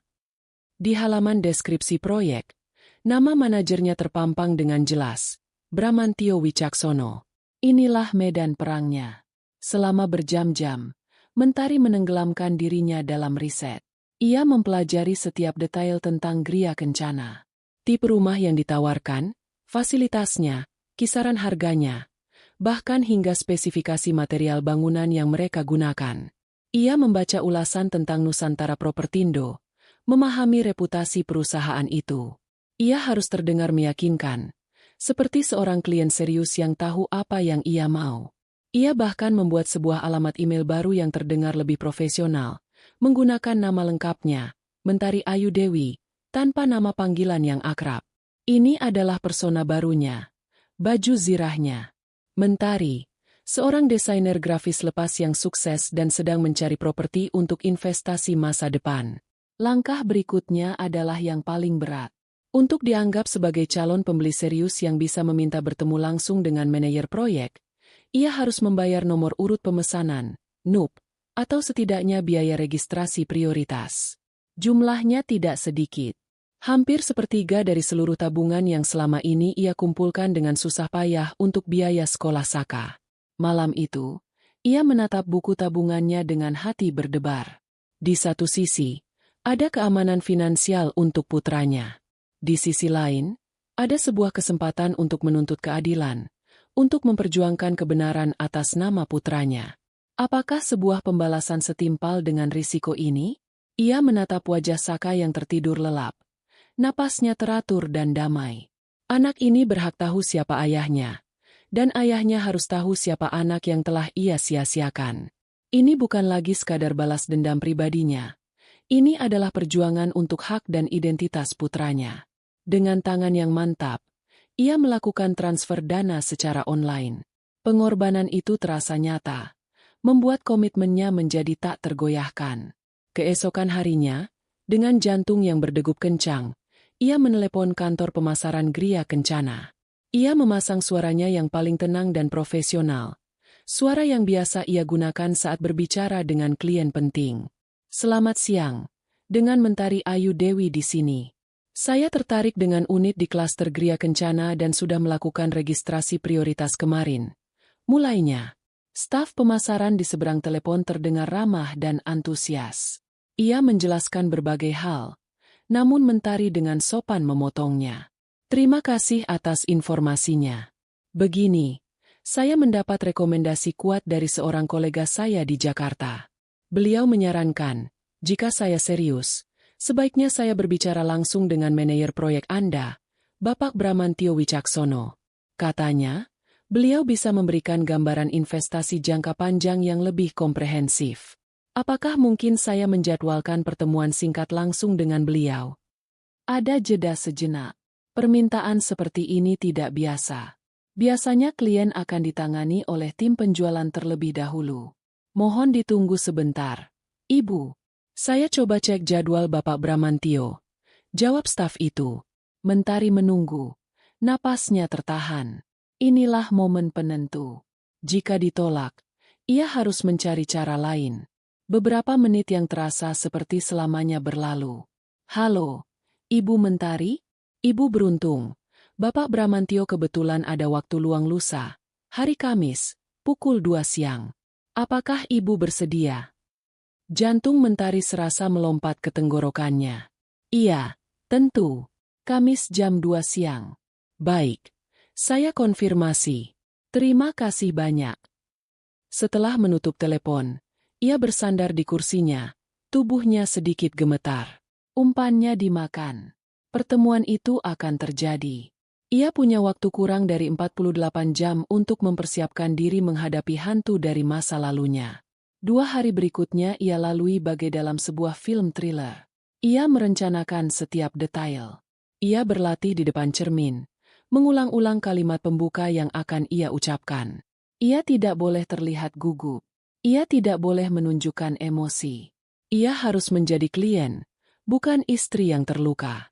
Pakaian menjadi bagian penting dari strateginya. Ia tidak akan mengenakan gaun biru tua dari malam pernikahan itu. Gaun yang menyimpan kenangan buruk. Ia juga tidak akan memakai pakaian sehari-harinya yang sederhana.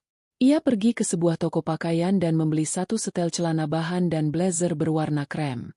Pakaian itu membuatnya terlihat lebih tua, lebih berwibawa, dan yang terpenting, berbeda. Ia juga menata rambutnya dengan gaya yang berbeda. Mengikatnya ke belakang dengan rapi, memperlihatkan lehernya yang jenjang. Saat ia menatap cermin, ia nyaris tidak mengenali dirinya sendiri. Inilah yang ia inginkan. Ia ingin gentar melihat kliennya terlebih dahulu, sebelum ia sempat mengenali istrinya. Di hari H, ia mencium Saka lebih lama sebelum berangkat. Bunda ada rapat penting sekali hari ini. Sayang, doakan semuanya lancar. Ya, bisiknya. Saka mengangguk dan memeluknya erat. Pelukan itu memberinya kekuatan terakhir yang ia butuhkan. Ia memesan taksi online menuju kantor pemasaran Gria Kencana.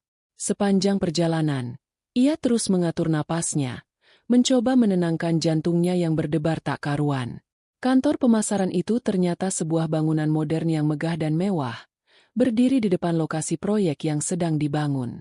Sebuah simbol dari dunia baru yang Genta tempati sekarang. Dunia yang begitu jauh dari gang sempit tempat ia dan Saka tinggal. Dengan langkah mantap yang dipaksakan, ia masuk ke dalam.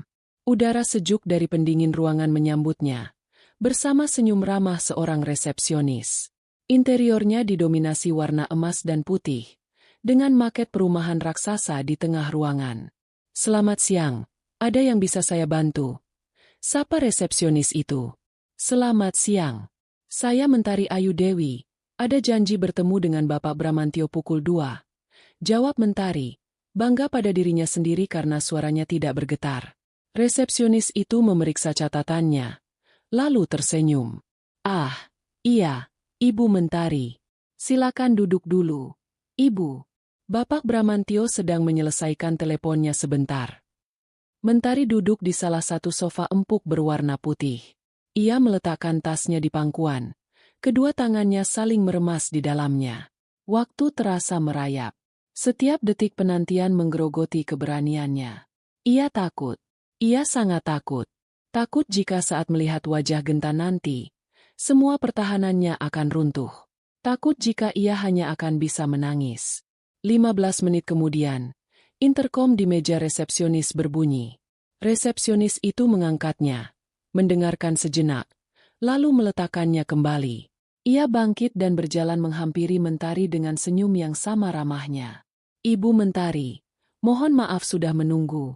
Bapak Bramantio sudah siap untuk bertemu dengan Ibu sekarang. Jantung Mentari seakan berhenti berdetak sesaat. Inilah saatnya. Silakan lewat sini. Ruangannya ada di ujung koridor sebelah kanan. Lanjut resepsionis itu sambil menunjuk ke sebuah lorong yang terang. Mentari bangkit berdiri. Kakinya terasa sedikit berat. Tapi ia memaksanya untuk melangkah. Setiap langkah di atas lantai marmer yang mengkilap itu terasa menggema di telinganya. Ia berjalan menyusuri koridor, melewati beberapa ruangan kantor berdinding kaca. Akhirnya, ia tiba di depan sebuah pintu kayu solid yang tinggi. Di atasnya terpasang sebuah plakat berwarna keemasan.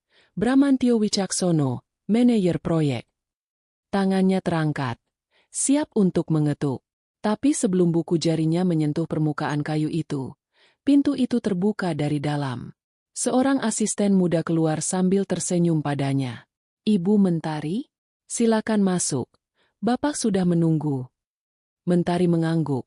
Lalu melangkahkan kakinya melewati ambang pintu. Di sanalah, di balik sebuah meja mahoni yang besar dan kokoh, ia akan bertemu kembali dengan masa lalunya, masa kininya, dan penentu masa depannya.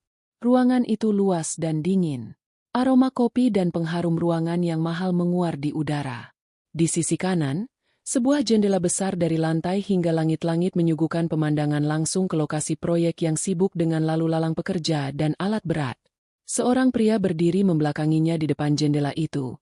Tampaknya sedang mengamati sesuatu di luar sambil memegang cangkir di tangannya. Postur tubuhnya yang tegap dan bahunya yang bidang. Mentari mengenali siluet itu bahkan dalam tidurnya. Pria itu berbalik saat mendengar suara langkah kaki Mentari. Wajahnya memasang senyum standar yang ramah dan profesional. Senyum yang mungkin ia berikan pada puluhan klien setiap minggunya. Selamat siang, Ibu Mentari. Saya Bramantio. Senang bertemu dengan Anda. Terima kasih sudah berken. Kalimatnya terputus di tengah jalan. Senyum di wajahnya membeku. Lalu perlahan luntur seperti ket basah yang tersiram air. Matanya yang tadinya memancarkan keramahan bisnis, kini melebar. Pupil matanya membesar, memantulkan keterkejutan yang murni. Bibirnya sedikit terbuka, seolah ingin mengatakan sesuatu tapi tidak ada suara yang keluar. Warna di wajahnya memucat drastis. Dari sawo matang yang sehat menjadi pias seperti kertas. Ia mundur selangkah. Tangannya yang memegang cangkir bergetar hingga menimbulkan bunyi gemerincing kecil. Matanya menatap Mentari dari ujung rambut hingga ujung kaki, seolah sedang melihat sesosok hantu yang bangkit dari kubur. Di matanya, Mentari bisa melihat serangkaian emosi yang berkelebat cepat. Kebingungan, penyangkalan, ketidakpercayaan, dan akhirnya, ketakutan yang telanjang. Di tengah keheningan yang menyesakkan itu, Mentari justru menemukan kekuatannya. Melihat keterkejutan dan ketakutan di wajah Genta memberinya kendali penuh atas situasi ini. Ia tidak membiarkan keheningan itu berlarut-larut. Dengan ketenangan yang ia latih selama 2 hari terakhir, ia melangkah maju, menutup pintu kayu di belakangnya dengan pelan hingga terdengar bunyi, klik, yang lembut namun seakan memekakan telinga di ruangan yang sunyi itu.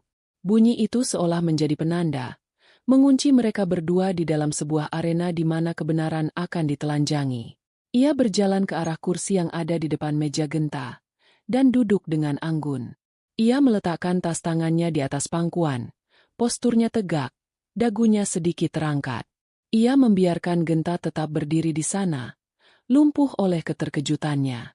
Akhirnya, Mentari membuka suara. Ia tidak berteriak. Ia tidak menangis. Suaranya datar, dingin, dan menusuk langsung ke jantung pertahanan Genta. "Halo, Mas Genta." Sapanya pelan. "Atau sekarang, saya harus panggil Bapak Bramantio." Penggunaan nama, Genta, adalah serangan pertama. Nama dari masa lalu yang seharusnya sudah terkubur, kini diucapkan di tengah istana barunya. Genta tersentak, seolah baru tersadar dari mimpi buruk. Mentari?" Suaranya serak, nyaris tidak terdengar. Bagaimana? Bagaimana kamu bisa ada di sini? Ini tidak mungkin. Dunia ini sempit sekali." "Ya, Mas?" jawab Mentari. Sebuah senyum tipis yang sama sekali tidak mencapai matanya terukir di bibirnya. Ia mengabaikan pertanyaan Genta, tidak memberinya kesempatan untuk mengambil alih percakapan. Ia memegang kendali penuh. 5 tahun itu waktu yang sangat lama. Lanjutnya, matanya menatap lurus ke mata Genta, tidak berkedip. "Aku ingin cerita sedikit tentang bagaimana aku melewati 5 tahun itu. Kamu mau dengar?" Genta masih berdiri mematung, tidak bisa menjawab. Pikirannya kacau balau. Mentari tidak menunggunya. Ia mulai bercerita. Ia menceritakan tentang hari-hari setelah Genta pergi. Tentang kepanikannya saat telepon Genta tidak lagi aktif. Tentang rasa malunya saat pihak kantor bilang tidak ada perjalanan dinas. Ia menceritakan bagaimana ia harus menelan ludah dan meminta bantuan pada orang tuanya yang dulu tidak merestui pernikahan mereka. "Lalu, anakmu lahir, Mas," kata Mentari. Suaranya tetap datar, namun setiap kata terasa berat. "Aku melahirkannya sendirian di rumah sakit. Tidak ada suami yang menggenggam tanganku atau mengumandangkan azan di telinga putranya. Hanya aku. Sendirian." Genta tampak terhuyung. Ia berpegangan pada tepi mejanya, seolah kakinya tidak lagi sanggup menopang tubuhnya. "Aku menamainya Saka Bumi Pratama. Aku sengaja tetap memakai nama belakangmu, Pratama, supaya dia selalu ingat siapa ayahnya, meskipun ayahnya tidak pernah mengingatnya," lanjut Mentari. Ia menceritakan tentang malam-malam tanpa tidur saat Saka sakit. Tentang bagaimana ia bekerja serabutan, menerima pesanan desain sampai subuh demi bisa membeli susu dan popok. Tentang pertanyaan Saka setiap kali melihat teman-temannya dijemput oleh ayah mereka. "Ayah Saka di mana, Bunda?" Kisah itu, yang diceritakan tanpa air mata, justru terasa jauh lebih menyakitkan. Itu bukan keluhan, melainkan sebuah laporan fakta yang dingin dan brutal tentang kehidupan yang telah Genta buang. Setelah selesai dengan ceritanya, Mentari mengubah topik. "Aku dengar dari seorang teman, istrimu meninggal dalam kecelakaan saat sedang hamil. Aku turut berduka cita," katanya. Nada ironi dalam suaranya begitu tajam hingga bisa mengiris kulit. "Pasti berat sekali ya, Mas, hidup dengan kenangan sepahit itu. Membangun hidup baru di atas tragedi." Wajah Genta yang sudah pucat kini berubah menjadi seputih kain kafan. Ia tahu, Mentari tahu segalanya. Kebohongan utamanya, fondasi dari kehidupan barunya, telah terbongkar. Aku bisa jelaskan." Genta akhirnya berhasil mengeluarkan suara, napasnya terengah-engah. "Itu tidak seperti yang kamu pikirkan. Aku terpaksa. Aku pergi untuk melindungi kamu." Ia mulai menceritakan tentang utang, tentang rentenir, tentang ancaman terhadap Mentari yang sedang hamil. Cerita yang mungkin akan terdengar heroik jika ia ceritakan 5 tahun yang lalu, kini terdengar seperti alasan pengecut yang menyedihkan. Mentari mendengarkannya sampai selesai, tanpa ekspresi.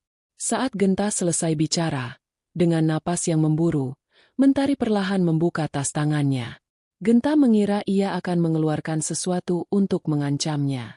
Tapi yang Mentari keluarkan hanyalah sebuah dompet usang.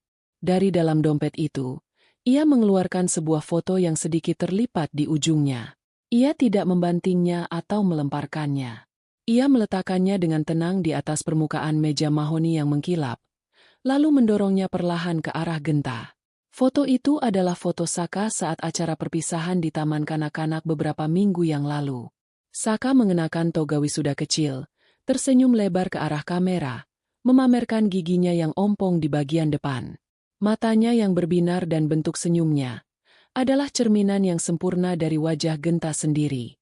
"Ini putramu," kata Mentari, dan untuk pertama kalinya, suaranya sedikit bergetar oleh emosi yang ia tahan. Namanya Saka. Usianya 5 tahun. Dia suka nasi goreng dan mobil-mobilan. Dia anak yang pintar dan pemberani, jauh lebih berani daripada ayahnya. Genta menatap foto itu. Tangannya yang gemetar terulur untuk mengambilnya. Saat jari-jarinya menyentuh permukaan foto itu, seluruh pertahanannya runtuh. Sosok Bramantio Wicaksono yang sukses dan percaya diri menguap begitu saja, menyisakan Genta Pratama yang hancur dan penuh penyesalan. Ini bukan lagi cerita, bukan lagi masa lalu. Ini adalah bukti nyata. Daging dan darahnya, dalam wujud seorang anak laki-laki yang tersenyum, yang tidak pernah ia kenal. Air mata akhirnya mengalir di pipinya. Ia ambruk di kursinya, menutupi wajahnya dengan satu tangan sementara tangan lainnya terus memegangi foto putranya. Suara isak tangis yang tertahan keluar dari mulutnya. Ia mengangkat wajahnya, menatap Mentari dengan mata yang merah dan memohon. "Maafkan aku, Men, maafkan aku." Tapi saat ia melihat tatapan mata Mentari, ia tahu ini belum berakhir. Mata itu tidak menunjukkan tanda-tanda kemenangan atau kelegaan. Mata itu masih dingin, tajam, dan penuh perhitungan. Ini bukan akhir dari pembalasan. Ini baru permulaan. Konfrontasi di ruang kantor itu tidak berakhir dengan teriakan atau amukan. Justru sebaliknya.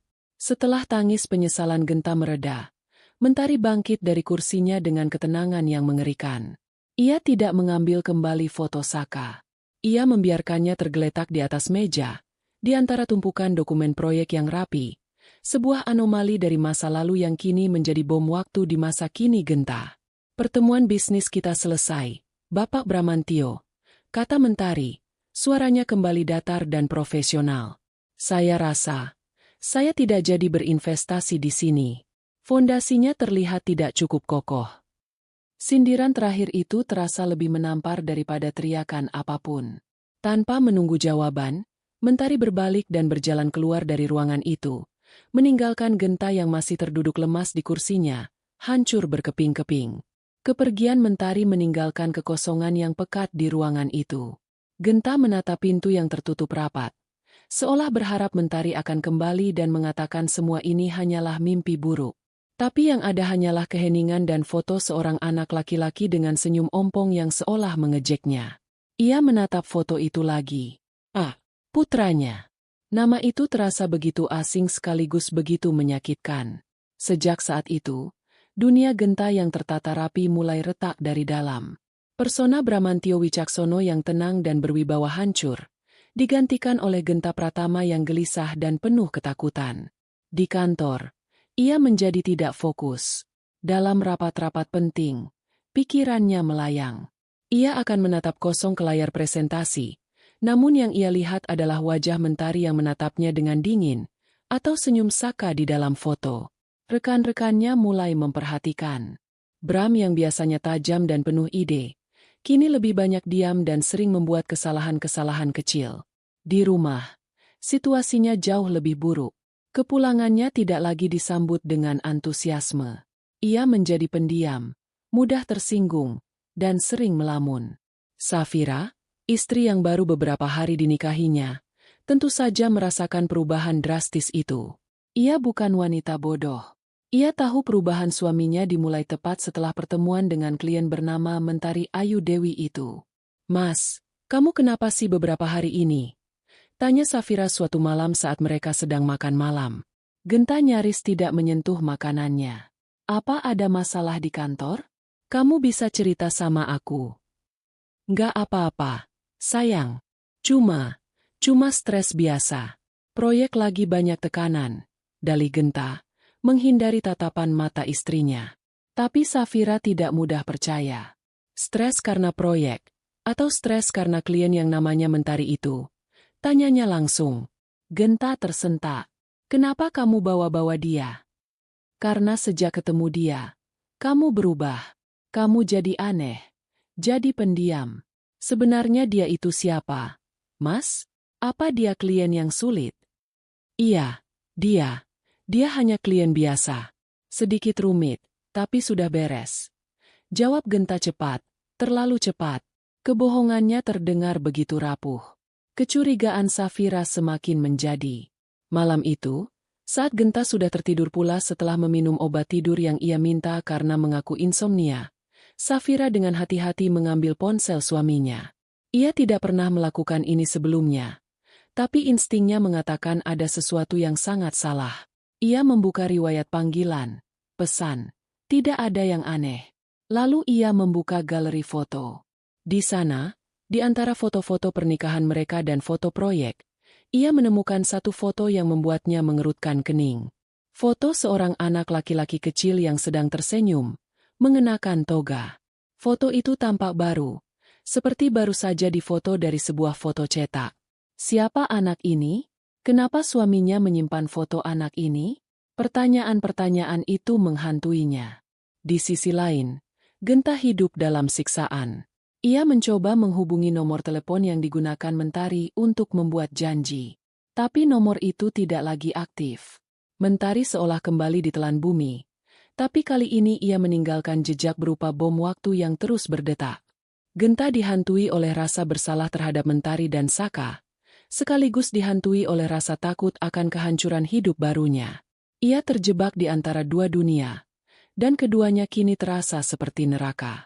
Sementara itu, Mentari memainkan langkah terakhirnya.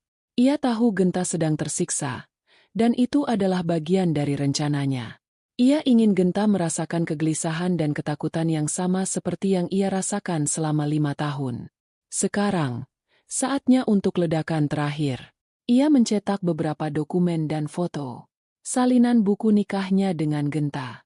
Salinan akta kelahiran Saka, di mana nama, Genta Pratama, tertulis dengan jelas di kolom ayah. Beberapa lembar foto pernikahan mereka yang sederhana namun penuh tawa. Dan terakhir, foto terbaru dirinya dan Saka, sedang merayakan ulang tahun Saka yang kelima, sebuah potret keluarga kecil yang bahagia meski tak lengkap. Semua itu ia masukkan ke dalam sebuah amplop coklat besar. Ia tidak menuliskan nama pengirim. Ia hanya menuliskan alamat rumah baru Genta dan Safira, yang ia dapatkan dengan mudah dari profil media sosial Safira. Ia tidak menulis surat ancaman atau surat penjelasan yang panjang. Ia hanya menyisipkan secari kertas kecil di dalamnya, dengan satu kalimat yang ditulis tangan. Rumah tangga yang bahagia tidak dibangun di atas kuburan kebohongan. Tanyakan pada suamimu, siapa sebenarnya Genta Pratama? Ia mengirimkan paket itu melalui jasa kurir, memastikan paket itu akan tiba di siang hari, saat kemungkinan besar hanya Safira yang ada di rumah. Setelah mengirimkannya, ia merasa lega. Bukan kelegaan karena telah membalas dendam, tapi kelegaan karena telah melepaskan beban kebenaran yang selama ini ia pikul sendirian. Apapun yang terjadi selanjutnya, itu adalah badai yang harus dihadapi Genta sendiri. 2 hari kemudian, di sebuah rumah mewah di kawasan elit, bel berbunyi. Safira, yang sedang bersantai sambil membaca majalah, bangkit untuk membuka pintu. Seorang kurir menyerahkan sebuah amplop coklat besar padanya. Tidak ada nama pengirim, hanya namanya sebagai penerima. Dengan penasaran, ia membawa paket itu ke ruang keluarga. Ia mengira itu mungkin paket dari rekan bisnis atau hadiah pernikahan yang datang terlambat. Ia membukanya dengan santai. Selembar kertas kecil jatuh ke pangkuannya. Ia membacanya. Tanyakan pada suamimu, siapa sebenarnya Genta Pratama? Keningnya berkerut. Genta Pratama? Siapa itu? Jantungnya mulai berdebar sedikit lebih cepat. Ia mengeluarkan isi amplop itu. Yang pertama ia lihat adalah lembaran-lembaran foto. Foto suaminya, Bram, atau siapapun namanya, sedang tertawa bahagia di pelaminan dengan wanita lain. Wanita yang wajahnya samar-samar ia kenali dari foto profil klien suaminya, Mentari. Lalu foto wanita itu sedang hamil besar. Perutnya dielus oleh suaminya. Tangannya mulai gemetar. Ia mengambil dokumen berikutnya. Fotokopian buku nikah. dengan nama Genta Pratama dan Mentari Ayu Dewi. Lalu yang terakhir, yang paling menghancurkan, fotokopian akta kelahiran seorang anak bernama Saka Bumi Pratama. Nama ayah, Genta Pratama. Dunia Safira runtuh dalam sekejap. Seluruh cerita yang ia tahu tentang suaminya adalah kebohongan. Duda yang ditinggal mati istri dan anaknya? Pria malang yang berhasil bangkit dari tragedi? Semua itu palsu. Suaminya bukan Duda. Ia adalah seorang pria yang meninggalkan istrinya yang sedang hamil. Anak laki-laki di foto yang ia temukan di ponsel suaminya. Itu adalah putranya. Rasa syok, jijik, marah, dan sakit hati yang luar biasa menguasainya. Ia merasa begitu bodoh, begitu naif. Ia dan seluruh keluarganya telah ditipu habis-habisan. Ia menatap kembali foto-foto itu, dan tiba-tiba semuanya menjadi masuk akal. Perubahan sikap suaminya, kegelisahannya, semuanya karena masa lalunya telah datang kembali untuk menghantuinya. Ia menunggu. Ia duduk di sofa ruang keluarga yang dingin itu selama berjam-jam, dikelilingi oleh bukti-bukti pengkhianatan suaminya. Ia tidak menangis. Air matanya seakan kering, digantikan oleh amarah yang membara. Ketika ia mendengar suara mobil Genta memasuki garasi sore itu, ia menyiapkan dirinya. Jantungnya berdebar kencang, bukan karena cinta atau rindu, tapi karena amarah yang siap meledak. Genta masuk ke dalam rumah, tampak lelah dan kusut seperti biasa. "Assalamualaikum, sayang," sapanya dengan suara lesu. Safira tidak menjawab salamnya. Ia hanya menatap suaminya dengan tatapan yang belum pernah Genta lihat sebelumnya. Tatapan dingin dan penuh kebencian. "Duduk," perintah Safira. Suaranya tajam. Genta merasakan firasat buruk. "Ada apa, Fir? Kenapa kamu?"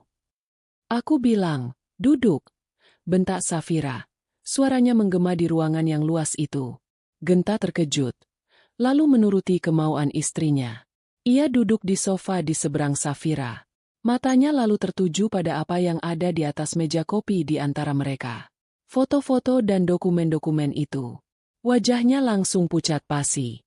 Ia tahu, semuanya sudah berakhir. "Siapa Genta Pratama?" tanya Safira. Suaranya rendah dan berbahaya. Genta tidak bisa menjawab. Mulutnya terasa kering. "Jawab aku, Mas," teriak Safira. Amarahnya meledak. "Siapa wanita ini? Siapa anak ini? Jawab." Ia melemparkan tumpukan foto itu ke arah Genta.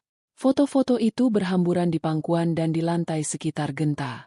Potret-potret dari kehidupannya yang terkubur kini terbuka di hadapannya dan istri barunya. Aku bisa jelaskan, Fir. Ini tidak seperti kelihatannya," ucap Genta dengan suara bergetar.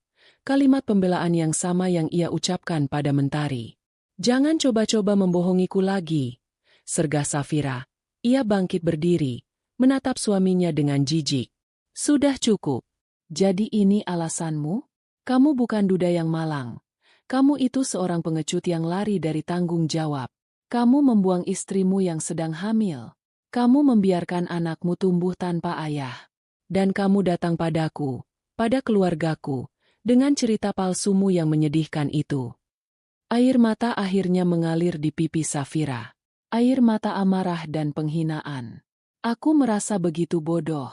Aku dan keluargaku, kami semua kasihan padamu, kami menerimamu, ternyata kamu hanya penipu. Fir, tolong dengarkan aku dulu. Aku terpaksa." Genta mencoba meraih tangan istrinya, tapi Safira menepisnya dengan kasar. "Terpaksa? Tidak ada yang memaksamu untuk berbohong selama bertahun-tahun. Tidak ada yang memaksamu untuk menipu aku dan keluargaku. Semuanya sudah selesai, Mas. Semuanya." Safira menatap Genta untuk terakhir kalinya. Tatapannya tidak lagi menyisakan sedikit pun cinta atau simpati. Hanya ada kekecewaan yang mendalam. "Aku mau kamu pergi dari rumah ini. Sekarang juga." "Safira, tolong, beri aku kesempatan." "Pergi," teriak Safira. Suaranya pecah. "Ambil semua barang-barangmu dan pergi. Aku tidak mau melihat wajahmu lagi di sini. Anggap saja pernikahan kita tidak pernah terjadi." Badai itu akhirnya tiba, menghancurkan semua yang ada di jalurnya. Istana kebohongan yang dibangun Genta dengan susah payah selama 5 tahun, kini runtuh dalam satu malam, menguburnya hidup-hidup di bawah reruntuhannya. Kehancuran hidup Genta berlangsung cepat dan brutal. Kabar tentang penipuannya menyebar di keluarga besar Safira seperti api di musim kemarau. Ayah Safira, seorang pengusaha terpandang yang sangat menjunjung tinggi nama baik keluarga, murka. Ia merasa telah ditampar di depan umum. Bukan hanya putrinya yang ditipu, tapi seluruh kehormatan keluarganya telah diinjak-injak oleh seorang pria yang mereka terima dengan tangan terbuka. Proses perceraian diurus dengan segera. Dengan pengaruh dan pengacara terbaik yang dimiliki keluarga Safira, tidak ada celah sedikit pun bagi Genta untuk membela diri. Ia diusir dari rumah mewah itu pada malam yang sama saat konfrontasi terjadi, hanya dengan satu koper berisi pakaiannya. Semua aset bersama, termasuk mobil dan investasi atas nama mereka, dibekukan dan jatuh ke tangan Safira sebagai ganti rugi moral. Kabar buruk tidak berhenti di situ. Beberapa hari kemudian, saat ia mencoba masuk ke kantornya, kartu aksesnya ditolak. Seorang satpam menghampirinya dan menyerahkan sebuah surat. Surat pemecatan. Alasan resmi yang tertulis adalah pelanggaran etika berat yang mencoreng nama baik perusahaan. Genta tahu, ini pasti ulah ayah Safira. Koneksinya telah memastikan bahwa tidak ada lagi tempat bagi seorang Bramantio Wicaksono di kota itu. Dalam sekejap, Genta kehilangan segalanya. Istri, rumah, pekerjaan, reputasi, dan identitas yang telah ia bangun. Ia kembali menjadi Genta Pratama. Seorang pria berusia pertengahan 30-an, tanpa pekerjaan, tanpa rumah, dan dengan beban masa lalu yang kini terasa 100 kali lebih berat. Ia menginap di sebuah motel murah di pinggiran kota, tempat yang pengap dan berbau asap rokok. Sebuah kontras yang ironis dengan kehidupannya beberapa minggu yang lalu. Di tengah keterpurukannya, hanya ada satu hal yang terus berputar di benaknya, Mentari dan Saka. Mereka adalah awal dari semua ini, dan entah kenapa, mereka juga terasa seperti satu-satunya tempat ia bisa berpaling. Setelah beberapa hari hidup dalam kebingungan dan penyesalan, ia memberanikan diri. Ia tidak punya nomor Mentari. Tapi ia ingat alamat rumah kontrakan mereka yang dulu. Dengan sisa uang yang ia miliki, ia naik ojek menuju gang sempit tempat semua ini bermula. Pemandangan gang itu masih sama. Anak-anak kecil berlarian. Ibu-ibu mengobrol di depan rumah. Saat ia berdiri di depan rumah kontrakan yang catnya sedikit mengelupas itu, ia merasa seperti kembali ke masa lalu. Jantungnya berdebar kencang saat ia mengangkat tangan untuk mengetuk pintu. Pintu terbuka. Dan Mentari berdiri di sana. Ia tidak tampak terkejut melihat Genta. Seolah ia sudah menduga pria ini akan datang. Penampilan Mentari tampak sederhana dengan daster rumahan. Tapi sorot matanya tajam dan tenang. Di belakang Mentari, muncul seorang anak laki-laki kecil yang memegang ujung daster ibunya. Menatap Genta dengan mata bulat penuh rasa ingin tahu. "Bunda, itu siapa?" Genta membeku. "Itulah Saka. Putranya." Melihatnya secara langsung, bukan dari foto, adalah sebuah pukulan telak yang membuatnya nyaris kehabisan napas. Anak itu adalah miniatur dirinya. "Saka masuk dulu, ya. Main di dalam," kata Mentari lembut pada putranya. Saka mengangguk patuh dan berlari kecil ke dalam rumah. Setelah memastikan Saka tidak lagi melihat, Mentari menatap Genta. "Mau apa kamu ke sini?" tanyanya dingin. Genta tidak tahu harus mulai dari mana. Ia menatap Mentari dengan tatapan putus asa. "Men, aku." Suaranya tercekat. Ia tidak lagi memiliki kesombongan atau topeng apapun. Di hadapan Mentari, ia hanyalah seorang pria yang kalah. "Hidupku hancur." Ia menceritakan semuanya. Tentang perceraiannya, pekerjaannya, tentang bagaimana ia kehilangan segalanya. Ia tidak menceritakannya untuk mencari simpati, melainkan sebagai sebuah laporan atas hasil dari perbuatan Mentari, sebuah pengakuan